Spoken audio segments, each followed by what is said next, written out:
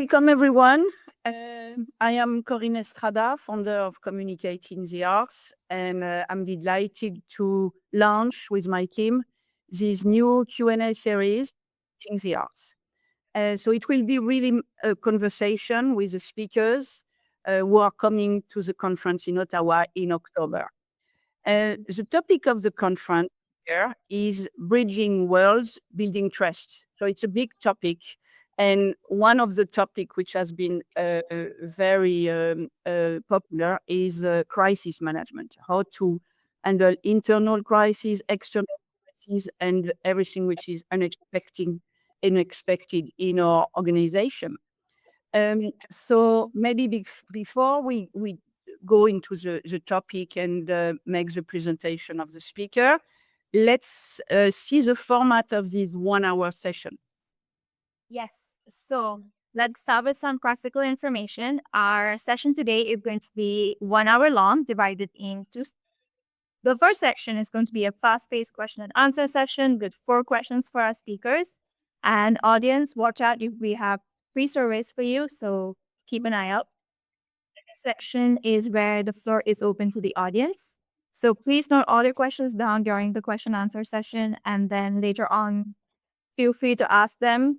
Do not hesitate to react with emojis, send your thoughts on the chat box, and interact with other participants as well. And don't worry if you miss a part. We are recording the session and we're going to be putting it up on our YouTube channel in about a week. So you think that was there again.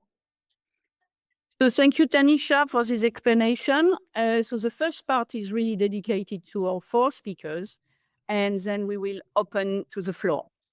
Why did we choose this topic about navigating crisis and change in cultural institution? Well, because it's increasingly a big topic where cultural institutions find themselves navigating into uncharted territories with no guidelines, and it's more and more difficult for everyone.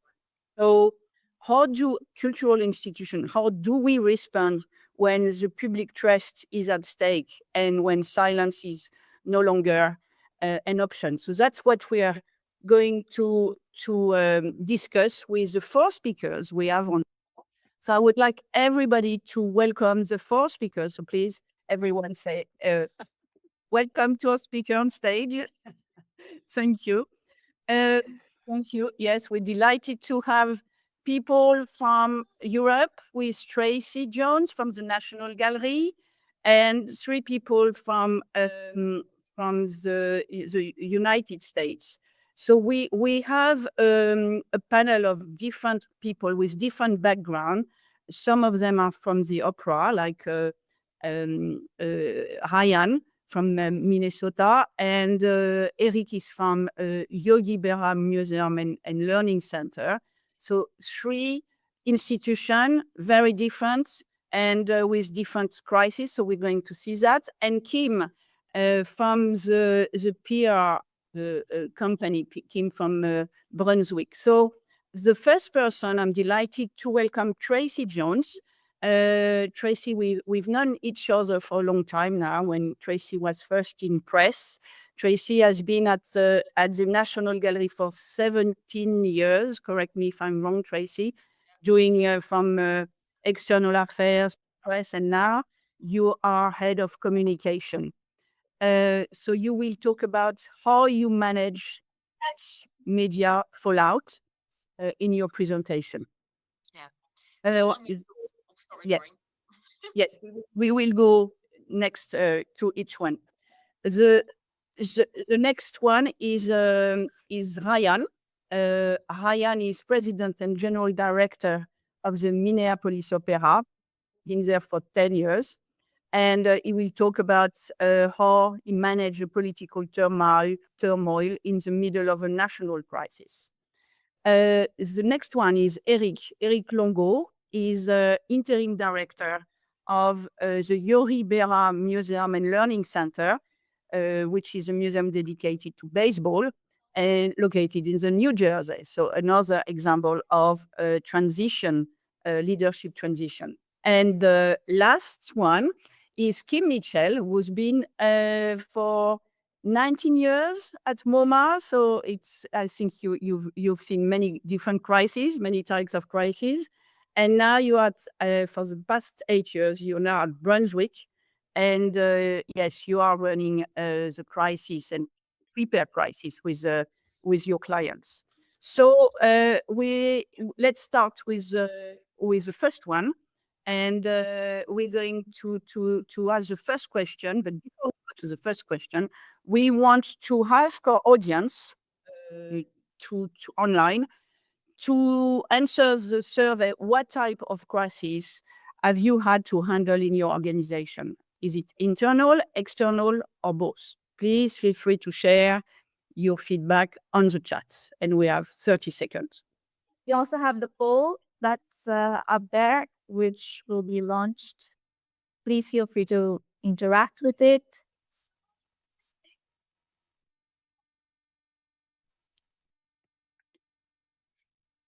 So we have the poll, which is on violet on top of the speaker's line. So please give us your feedback. What type of crisis have you had to handle in your organization? And it will come up into the chat box, I believe. So we have a lot of both. External, internal. It's a mix of external and internal very much. Yes. And most, yes, almost everybody has experience both of them. Let's thank you for answering. So let's start with the first question to our speaker. So the first speaker on to answer the question is Tracy. Tracy, you have 2 minutes to explain and introduce the crisis you went through in your organization. Okay, so the National Gallery is based here in London in Trafalgar Square, which many of you know is a big space for sort of public demonstrations, rallies and things like that, and has a lot of history of activity. And inevitably, it's also a site for protest. And as many as you probably know, between July 2022 and September 2024, we had 4 separate attacks by the climate activist group Just Stop Oil. The 2 most famous ones of those is when tomato soup was thrown at Van Gogh's sunflowers. So the biggest challenge we had with all of these was the incredibly fast speed which they unfolded publicly, all due to how media savvy the protesters were. And let's face it, that's exactly why they did these acts, was for the PR, and also because of the rise in social media, which is instant and everyone uses it. The protesters issued a press release literally as the attack was happening. They had a photographer and a videographer with them. And also we found out afterwards, they actually had the environment editor of a major UK national newspaper with them. So there's some very interesting questions there about the ethics of a newspaper knowing the attacks were going to happen and didn't stop them in order to be first publishing the story about it. So your phone starts ringing immediately from journalists wanting to know what's going on. Social media is rolling. You're needing to communicate to your visitors, those on site and those about to be, and also your key staff to keep them up to date and take them along with you. But the trouble is, at this point, you don't really have the answers to anything because everything is still unfolding in the room. And with the increase in hybrid working, you're also trying to locate all your right colleagues you need to sort of cover off all those comms channels. So it was an incredibly challenging, high pressure comms environment. And every minute that goes by, you see more missed calls, the voicemails are piling up, the social media scrolling. Then even the conspiracy theories start to kick in. At one point, people were suggesting we'd orchestrated the attacks ourselves for PR. So I know we've only got 2 minutes, but I think the key messages are try and stay calm and don't rush into sort of putting anything out. Keep it short, simple and factual, because remember, legal proceedings are now active. Stay as neutral as possible to keep your audiences and potential audiences on side, and also to give as little oxygen as possible to put out that media fire as soon as possible. And also be aware that these events are going to be the gifts that keeps on giving for years to come, because here I am today, still talking about them. Great. Thank you for sharing this amazing experience. Ryan, can you share with us how you managed the crisis last January? Surely, we were preparing for a world premiere of an opera entitled My Name is Florence, based on the life of American composer Florence Price, who was the first Black female composer to have a major symphony premiere in the United States. As this piece was starting to come together just after the holidays, Minneapolis and St. Paul were the unlikely location of a federal immigration enforcement push. And some of the activities were, let's say, questionable in their tactics. They were unexpected. It was a community that felt largely under siege. We had artists who were staying in hotels with visiting immigration enforcement officers who were, I would say, not as well trained as some other members of law enforcement, and who were acting rather rogue in their behavior. So we had to move artists. We had to assure that they were safe at work. We had to assure that our staff and board felt comfortable. We did manage to put on the premiere, but we had to work with our partners at the theater and throughout both of the Twin Cities to make sure that audiences felt safe, artists felt safe. And I think, much like what Tracy has explained, staying on message deliberately, noticing who's in the room that can help provide perspective, staying with what are the facts on the ground, leaning into the values of your organization, and being no more speedy than you are deliberate. Was key. We also had the wonderful help of a former board member who is a phenomenal immigration attorney, who were able to activate their law firm to help us on a pro bono basis, answer questions of staff who felt like they might be in particular danger, and help us set up a program for our employees to understand how we should respond should our opera center or theater become the site of interest for the immigration enforcement officers. So it was really about a team effort and making sure that all of the different constituencies that are involved in our programming were communicated with and felt a part of the solution and the process that we were activating. Why did you use a law firm? You could have called a PR agency. You could have called Brunswick. Yeah, well, I knew we sometimes will have artists come from foreign countries to perform with us, so we had a built-in relationship with the firm.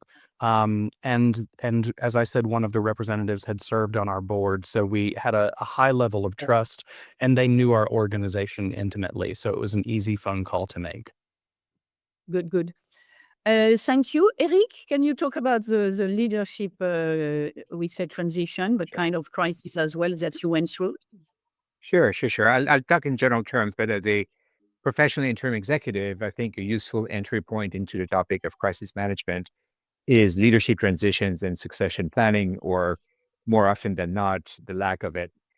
So when a leader departs, whether abruptly or as part of a planned transition, boards don't always have a roadmap for what comes next. The thing is, a leadership vacancy doesn't have to become a crisis, but it often becomes one because many institutions lack a succession plan that they can quickly activate to guide the organization through a transition. Across the cultural sector, my sense is that succession planning still brings up a lot of discomfort, a lot of anxiety. Some even view transitions as taboo, as if planning for leadership change somehow signals weakness. So what ends up happening is that organizations often underestimate the complexity of a leadership transition and end up absorbing the disruption without fully recognizing the cost. What I see repeatedly is that leadership transitions are treated as emergencies rather than normal and predictable events in an organization's life, right?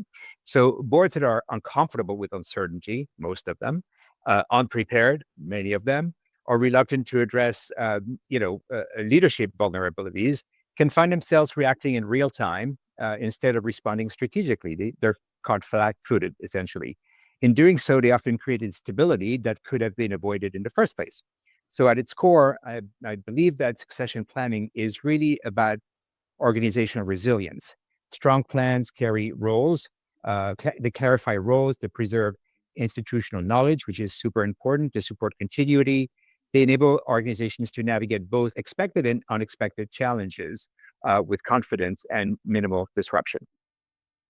Great, thank you, Eric. So, Kim, we've been talking with Tracy about the environmental crisis, with Ryan, a political crisis, and Eric, more kind of leadership transition crisis. So, what other crises you think are these the most common ones, or from your experience, what is the most common?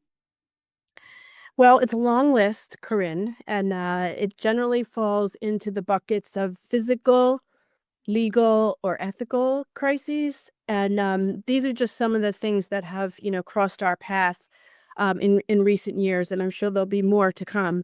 We've dealt with things around workplace conduct, whether that be the behavior of a staff member, of an executive, of a board trustee. There's collection-related crises around restitution and repatriation claims, which could, oftentimes become legal issues. There's physical disruption, whether it be a flood or an evacuation or a closure or a fire that requires operational coordination. Protests are very common, and they can be politically oriented, financially or socially oriented. Corporate sponsors and trustees are scrutinized for their not just their work with the organization, but their work with other organizations and even their investments. Um, we see a lot of crises related to labor in terms of unionization and walkouts and strikes and other types of labor actions. And regarding vandalism, we've even seen it outside the museum where vandalism has been used at a museum director's personal home that has resulted in criminal charges. So all of these crises require, preparation, and resilience is a great word. I love that Eric mentioned that because that's something that a crisis can build. Right. Very good. The second question we have would like to focus on the National Gallery and the opera in Minneapolis. Can you explain how did you manage the crisis and what mistakes? That's always a great learning to understand the mistake you made and how you would have done it differently. Tracy. Right. Well, I think in terms of managing it, it was putting together that basic factual statement as soon as possible. But as Ryan has already said, not rushing it. From our point of view, it was very much liaising with the police as well and taking your lead from them, because obviously it was a live criminal investigation that could have resulted and did in criminal proceedings at the end of it. But I think one of the big learnings from it is don't forget your staff. We often focus on the outward looking. We look at the social media. We're panicking about what's on X. We are thinking about, the phone call we've had from the journalist, and you're forgetting how disheartening it can be for your staff to hear some of this at first from the media and from social media rather than actually from you. So sequencing is really, really key, and making sure that you are talking to your own people just ahead of those things as well. But then also fanning out from there, your stakeholders, your lenders to your museums. The second attack for us was one of our loan paintings that was in a Van Gogh exhibition with our colleagues in Philadelphia, the government, sponsors as well, record keeping. So all of those things, it was very much about, making sure that you're taking everybody along the journey with you and thinking internally just as important as externally as well. I think that's a big learning we had. What did you do wrong? I think we focused too much externally at the start and didn't focus internally. Dare I say, obviously we had this happen to us 4 times. So we became, what the joke is, a slightly well-oiled machine dealing with things like this. So those mistakes that we did early, we didn't. Again, we very much, were making sure that staff were being kept up to date in a regular way and doing that really, really early as things happened, and hard baking that in. I mean, looking at comms in a one comms approach, I'm a big advocate of that, is that there is press, there is marketing, there's social, there's internal comms, there's public affairs. They're all levers that you use in different ways at different times to make that 360 comms approach. And it's remembering everything and how it all joins up together is so important, and not leaving things behind. And I think, you know, as you build into that, as time goes on, you get better at doing that. But really, you know, your people are your heartbeat of your organization. You absolutely have to make sure that you're prioritizing them and not get fixated on something on X. Ryan, did you go through something similar in your organization? Yeah, you probably saw me nodding as Tracy was speaking, but it's I agree that sometimes it occurs to us as who have leadership roles that we have to lead for the community at large, and you forget about the community that's inside your building and the community that's in your boardroom, and in our case, the community of artists who come in and out of the organization to put together pieces that draw the community in. I would say that for us, it wasn't just about recognizing that we were not effectively or regularly communicating with staff, but there was a key moment where we realized that in the heat of some of these moments, your staff has an emotional response as an individual and not as a staff member, just as all of us do. But when we release statements to the public, we are not speaking on behalf of myself as an individual. We're speaking on behalf of the institution and its history and its it should be a more public approach. So finding time in our internal conversations to be able to hear each of where we are as individuals, and then say, okay, we understand how we would respond individually. Now, as the company that we work for, how do we respond? How do we take that to a place that is factual and moves us closer to our values? In a way that is respectful of our community, and taking that extra step is what we didn't do early, but we got better at it as we went through it was like 4 or 5 weeks that was really sort of concentrated here during that occupation. Eric, do you also have to go through the staff when you're talking about leadership transition? Yes, in terms of who is leading in a crisis, basically, correct? Yes. Yeah, so obviously in a leadership transition, board chair or board president should take the lead in communicating the situation itself and provide some context around it, right? That said, leadership and communication are two different things. The board kind of provides the direction and oversight, and management handles day-to-day operation. So while the communications team, more specifically, is really there to ensure that the messages are delivered clearly and consistently. So what's most important to my mind is that everyone speaks with one voice, and that's the voice of the institution, whatever that may be. Whether it's the board chair or senior VP or communications director, the messaging again should be, I think Tracy already said that, coordinated ahead of time. It should be transparent, reassuring. You don't need to share every detail with the public. What they need to hear, I think, however, is that things are under control, that the organization remains stable, focused on its mission, and moving forward with a clear plan. And what's really also important to remember, I think, is that in leadership transition, stakeholders are less concerned about what happened than they are about whether the organization has a plan for what comes next. Let's move to the third question, which is really what we are going through more and more in our institution. How do you communicate when your audience is fundamentally polarized? Kim, do you want to start? I think what's important to know is that the institution needs to speak as the institution. To Ryan's point, it's not a collection of individuals, but it's an organization, and that preparing for that and understanding what the values are of the organization before a statement has to be made or before a crisis erupts, that's part of issues management preparation, to understand what is your point of view. And it's really important to understand that the audience is polarized. So anything, you're always going to be saying things that might offend some part of your stakeholder universe. That's why it's all the more important to speak with one voice. Tracy, did you speak with one voice?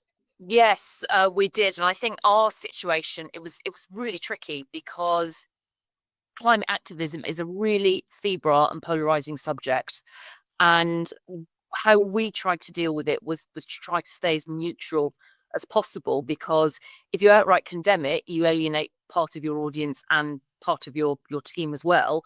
And if you go the other way and you're too understanding, you alienate the other part of the audience and the other half of the staff. So for us, the decision we made was to keep it incredibly factual, just talk about actually what happened. We didn't give any commentary. And also, obviously, it is a live criminal investigation, so you can't talk too much about it, and that's actually the truth. But also, by acting like that, we took a lot of the oxygen out of it, because we weren't offering any ways to take the story on into a different place by offering commentary to follow it on the next day or the day after as well. And it was really hard, because obviously your natural instinct when something really shocking, like thinking a priceless Van Gogh painting could have been destroyed, you really want to speak out. It feels quite visceral, but you have to sort of you rein it in and stay calm, stay neutral, and just try to be factual, and hopefully try and take some of that heat out of the situation and just be as neutral as possible. It was tough, but we did it. Ryan, did you stay natural in this when this horrible crisis, which went world news happen in your city? How did you Yeah, manage? I think it was difficult to stay completely neutral, but I think we did stay to the facts, and we stated what we were doing about safety, about personal safety of artists and audience, um, and also reminded ourselves of the values of the institution.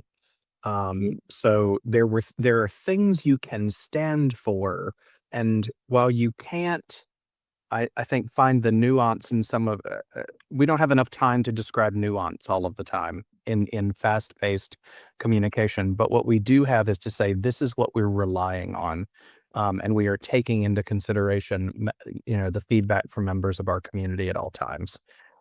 So encouraging conversation and curiosity, I find, is not a bad thing, and sometimes will lead people to you before they avail themselves of their social media.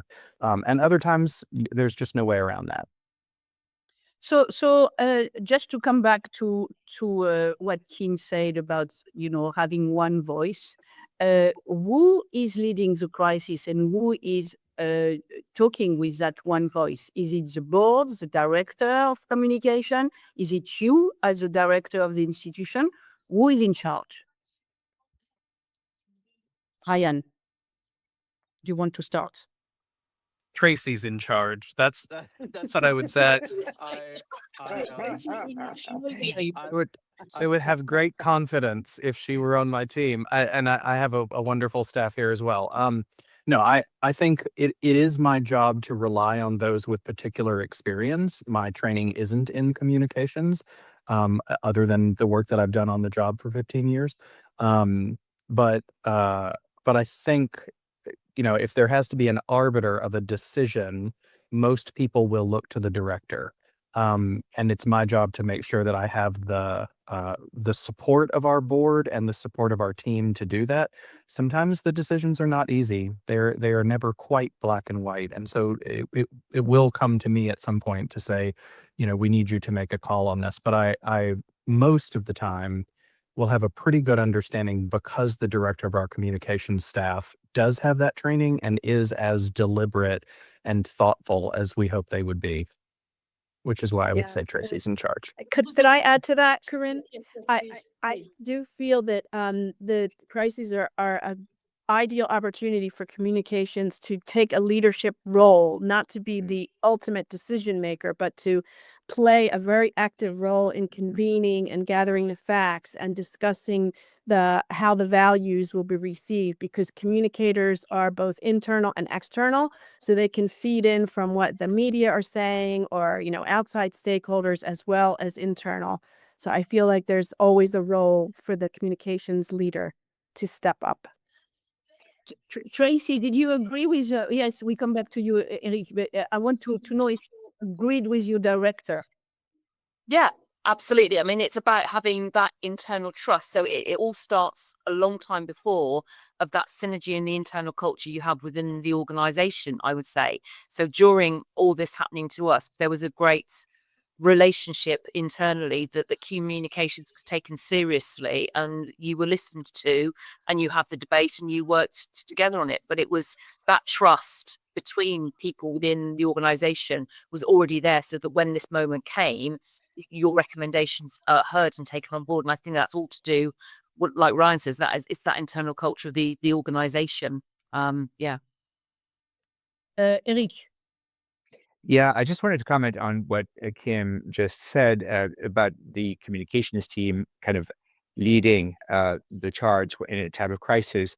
I think I just want to qualify this. This is, of course, it's a privilege of larger institutions that do have a communications director or a communications team. Right now, at the Yogi Berra Museum, we're 3 full staff people. I don't need to tell you that we don't have a communications director. As an interim director, I wear that hat along with a fundraising and many other hats, as you can imagine. So I think for smaller organizations and obviously in leadership transition, as I mentioned a moment ago, the board chair, the board president should really lead that. But then the message needs to be consistent. But if there's no trained person on staff that has expertise in communication, it can be tricky for smaller organizations. We have a survey for the audience now, which is the exact same question. Could you tell us, everybody who's online listening to our speakers today, who is leading the crisis in your organization? Can you answer on the poll that Tanisha is just fixing now? It's just going on once. If you can go on the chat, on the poll, to share your ideas, your feedback about who is in charge. What do we have, Tanisha? Let's see. The communications department. Yes. No. And if you have another, please feel free to share it in the question answer section. We'd be curious to know. What The director? Yes. The director is first. Yes. Comes is second. Yes. Yes. The board has 0 vote for now. Good.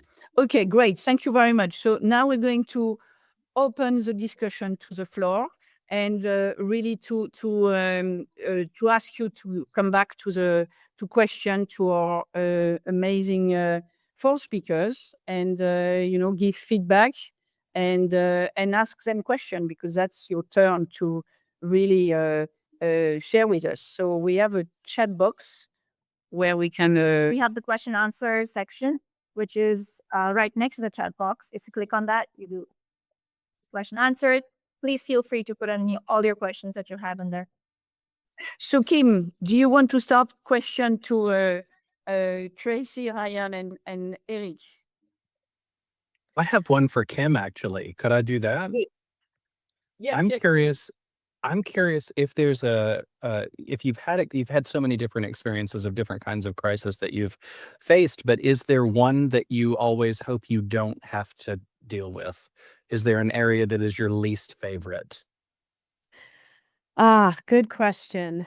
I think I have to go back to my MoMA days for that, which was a labor crisis involving a strike that lasted 5 months. And the very, very hard thing about that was the external impact and the internal impact, which was was severe, because there was a picket line and there were people who had to come to work every day and cross the picket line, which was an emotional decision for many. And members of the communications department were actually on that picket line and drafting press releases and working with the media, and they were very good at it.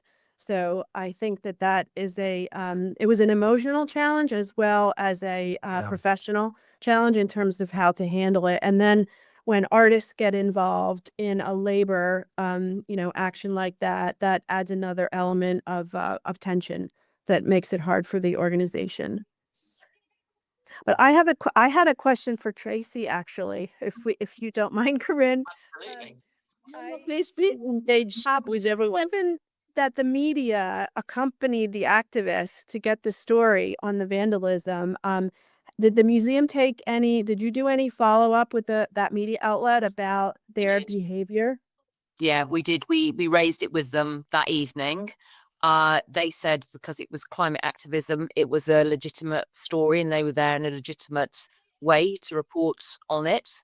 And they literally wouldn't take on board our criticism because it was almost like climate activism was something way above anything else and everything was excused.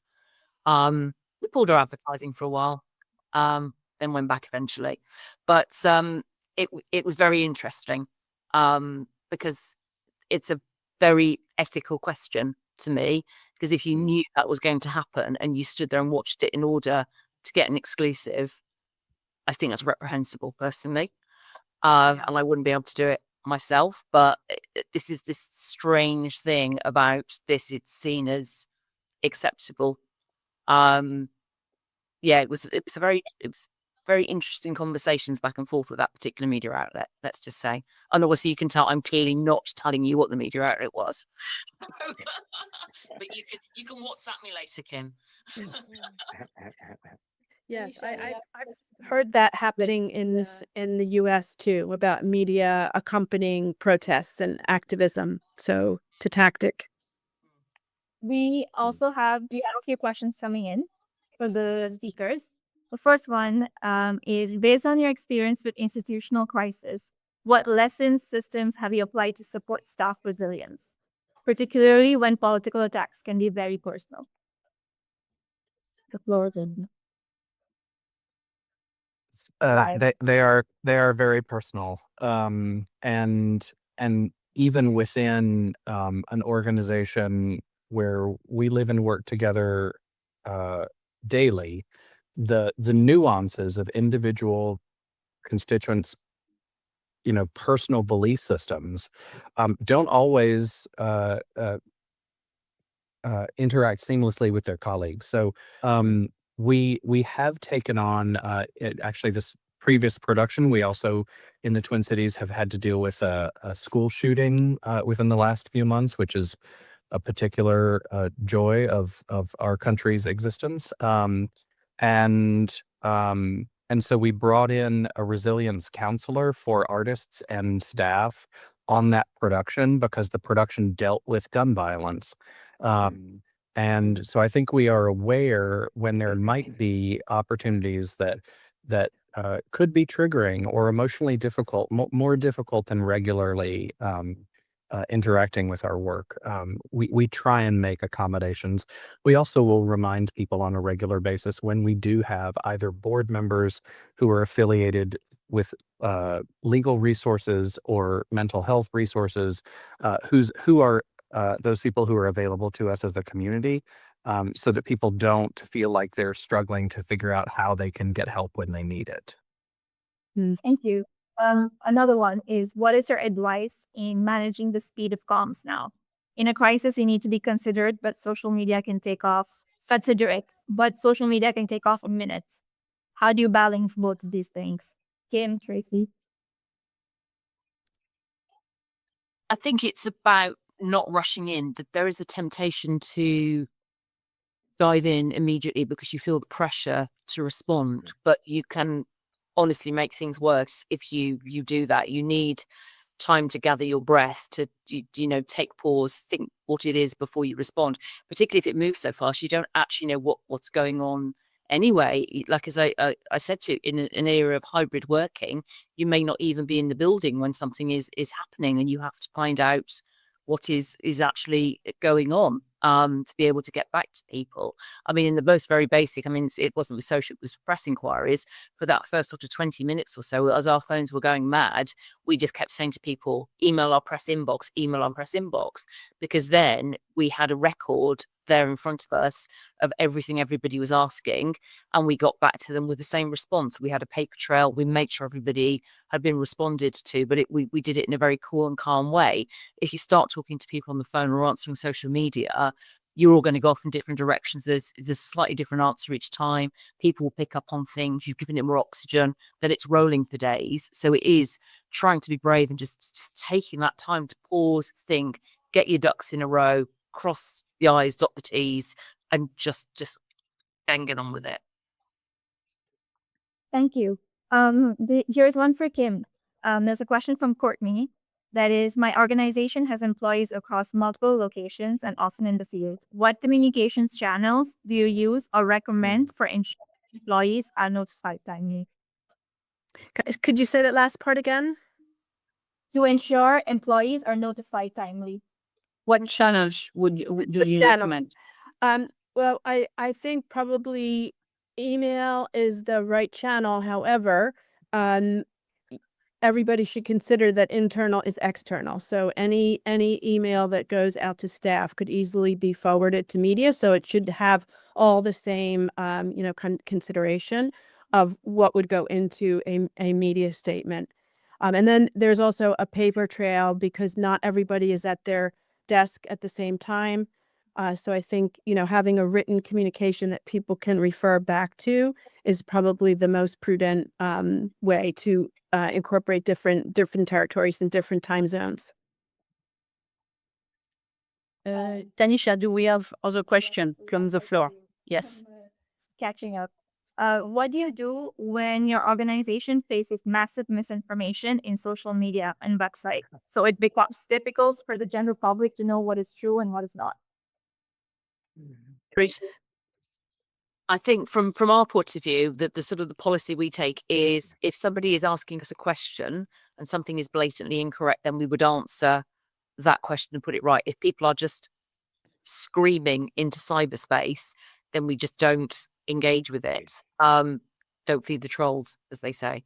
But if something is really incorrect, then you put it right in a sort of a cool and calm way, but the rest of it, just have to let it go.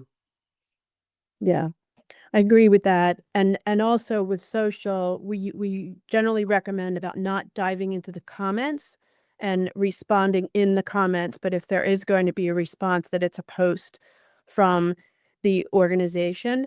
And then also another thing to consider is with the with AI overview and the LLMs drawing from organizations' websites, that your own website is a very good place to have, and it could be in the form of a press statement that is posted on the website. That will feed the AI LLMs. Can one of you talk about your organization's crisis planning? What kind of documents do you keep internally to prepare for a crisis, and how often do you review and update them? Eric, this is for you. A crisis management plan, I would say, definitely. I'm sure Tracy, Kim, and Ryan probably have that. Which it's a luxury of larger organizations. More small organizations sometimes don't even have a financial policy or employee handbook. So, talking about these more sophisticated type of policies is not necessarily within their reach, but it's one that anyone should have. Yeah. But even a small organization. Oh, absolutely. Yeah, absolutely. You should have one. Again, because the whole idea that has been discussed among us today is, you don't want to rush into things. You want to really formulate a deliberate response. And of course, we live in this world where we're pressured to respond, like to react, essentially. And the take is to take the completely opposite and be very calm and collected and own the communication, right? Not get the institution owned by stakeholders outside of the organization. That's the challenge, I think. Very good. It's also quite important about that, I would say, is with that, because people get very hung up on it internally about having lots of stuff prepared ready. But every situation is totally different. So I think it's about having the principles laid down about how you would deal with the crisis. What's the format? What are the guardrails? All that type of stuff.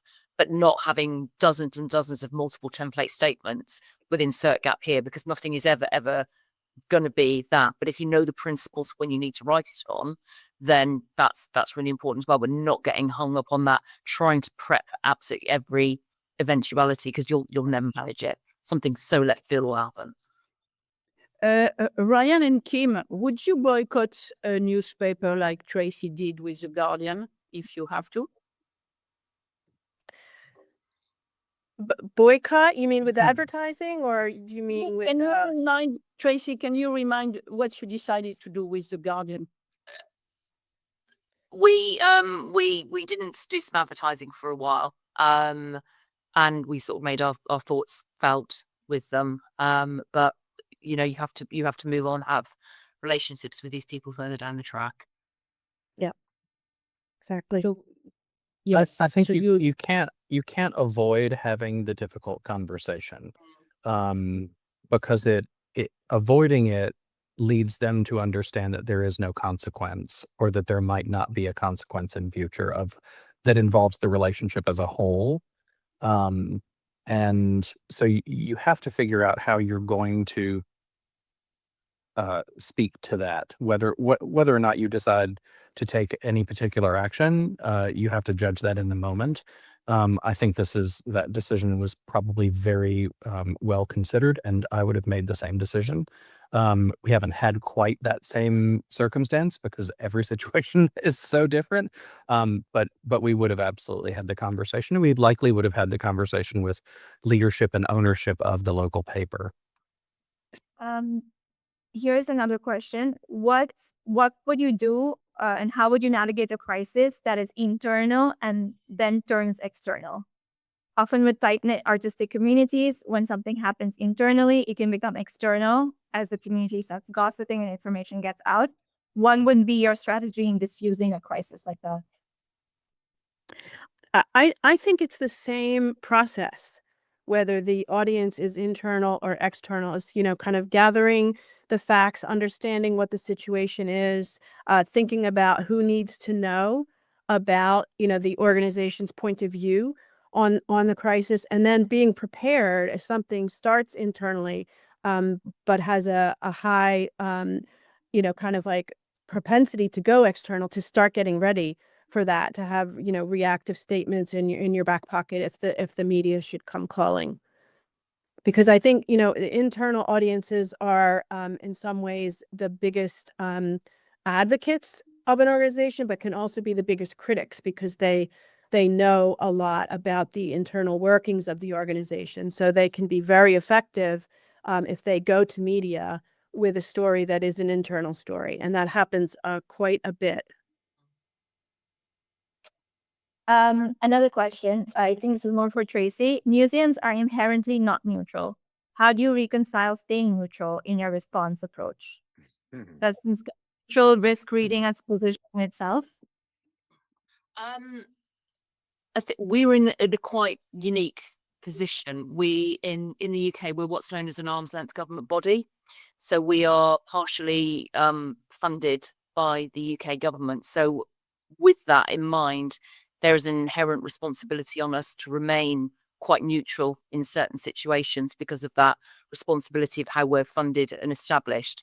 So we maybe have to remain neutral because that is the way we are and the way we are set up, and it's in beholden on to do that.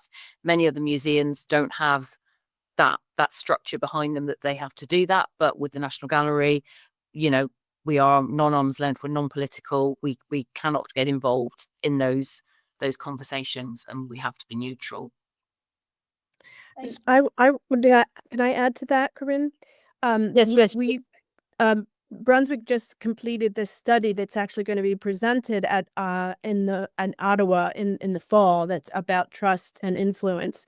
And we asked this question about, what kills the credibility of an organization. And what one strong finding came up is that the public expects that museums will not be politically biased, that they want to see not necessarily neutral, but they're not agenda driven, that they're driven by mission, and they're driven by the artist and the program that they present. And that's an important, I think that's an important distinction between being neutral and being mission focused.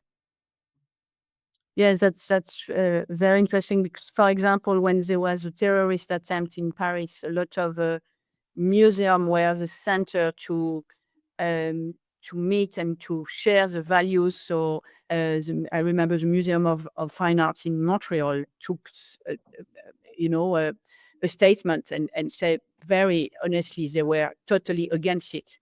So you have to stay neutral, but you also have to have a statement and to share your values. That's exactly what you say. Eric, as a private museum, do you feel like Tracy? Can you stay neutral, or can you afford to have a statement and a position? That's an interesting question. I haven't had yet to face that situation. Let's put it this way. So I'm not sure I can answer really from a real experience. Okay, and Ryan, do you have your private organization, right? Public private. We're a 501c3, so we do steward public funds. Yes. And I'm sorry, and you were talking about the ability to stay neutral. Yes. It's, for us, any political topic has to rely on how you interpret a sense of values. And so we really rely not on the topic and the itself and how the media is treating it. We will reframe the work that we are doing based around the values that the institution has and has had over time. And so that's how we try and reframe some of that information that we'll provide. Tanisha, we have time for one more question. You have one more question? Okay. What are your experiences negotiating a comm strategy when a story involves a major philanthropist or key funder, perhaps even a relevant government stakeholder in case of a public institution? So what is the question? What are your experiences negotiating a comm strategy when a story involves a major philanthropist or key funder? Kim, that's for you. Let's see. Well, very carefully is the answer, especially when there's a lot of money on the table. We advised a major museum in the U.S. when after the invasion in Ukraine, when there was a board member who was very close to Russia, and the decision was made to ask that board member to leave the board, and that kick-started a whole series of negotiations around how would that be characterized in the media, what was the statement from the museum, what was the statement from the board member. So it became a negotiation once the decision was made to ask that board member to leave. It became a carefully orchestrated series of steps that culminated in a media story in the New York Times. But I think that didn't end up being a crisis per se, because the museum was united. It wasn't. It was seen as the right thing to do. So everyone was in agreement that was the step that needed to be taken, and then it fell to the communications leader to start those negotiations and get the language right so that the philanthropist could leave with some measure of, let's call it, face saving, and the museum could be kind of like seen as doing the right thing, and their values aligning to their values with their staff. Excellent. We have 5 more minutes before we close this session. So I would like to hear from each one of you. The key learning of this experience you went through alone and with your staff. What on the emotional and yes, what did you learn? Tracy, do you want to start? Okay. The one comms approach is key. So you're considering press. So one idea. We want one idea. One idea. Yeah. Okay. Like a good girl guide, be prepared. Like a Like a good Yeah, girl guide, be prepared. be prepared. Okay, excellent. Ryan.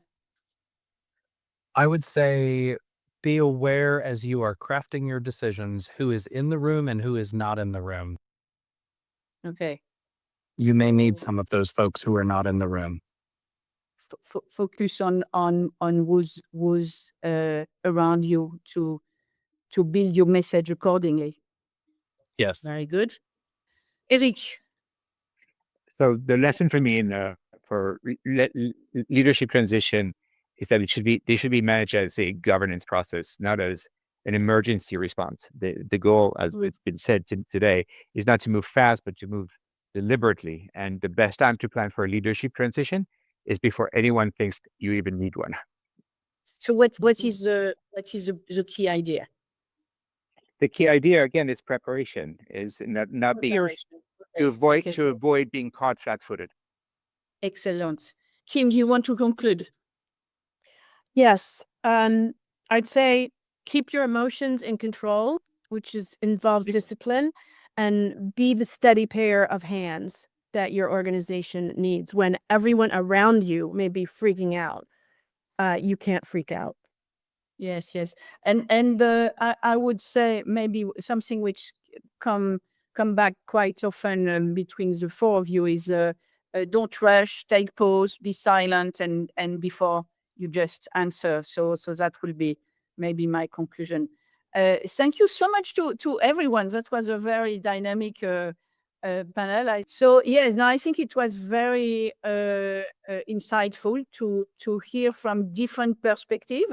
And we want to see all of you in Ottawa, in Canada, in October. So we will have more conversation with speakers that you see now. No, it will be a pleasure to see you. We will have a lot of conversation from many organizations from all over the world. And these four speakers will be there to continue the conversation.